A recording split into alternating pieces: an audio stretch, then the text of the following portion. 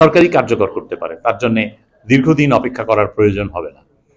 আবার কিছু কিছু দীর্ঘকালীন দীর্ঘমেয়াদী সংস্কার থাকবে, সংস্কারের প্রয়োজন হবে, যেই সংস্কারের জন্য কাজটা আসলে ভবিষ্যতের রাজনৈতিক সরকারই করবে, কারণ এত অল্প সময়ের মধ্যে সেগুলোর হয়তো পুরোপুরি সংস্কার সম্পন্ন করা সম্ভব হবে না।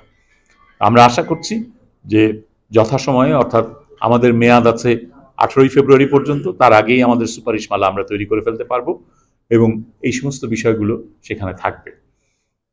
আপনারা প্রেস কাউন্সিলের কথা বলেছেন যে প্রেস কাউন্সিলকে শক্তিশালী কার্যকর করা যায় কিনা।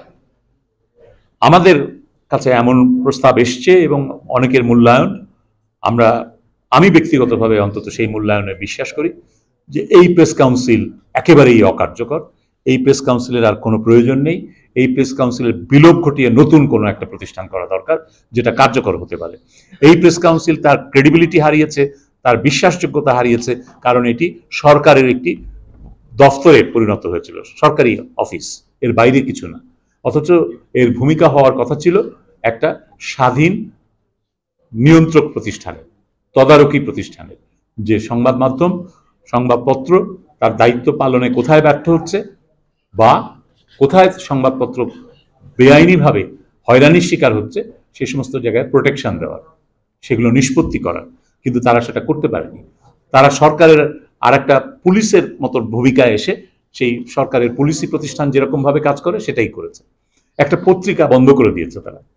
অথচ তাদের যে আইন, প্রেস কাউন্সিল প্রতিষ্ঠার যে আইন 1973 সালের অধ্যাদেশ, সেই অধ্যাদেশের প্রথম লাইনেই আছে যে সংবাদপত্রের স্বাধীনতা নিশ্চিত করা তার দায়িত্বের মধ্যে পড়ে। সেই আলোকেই কিন্তু এই প্রতিষ্ঠানটি গঠিত হয়েছিল।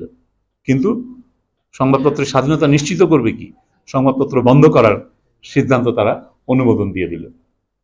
তো এই প্রতিষ্ঠান তার মেয়াদ শেষ হয়ে গেছে, এটার আর কোনো যৌক্তিকতা নেই।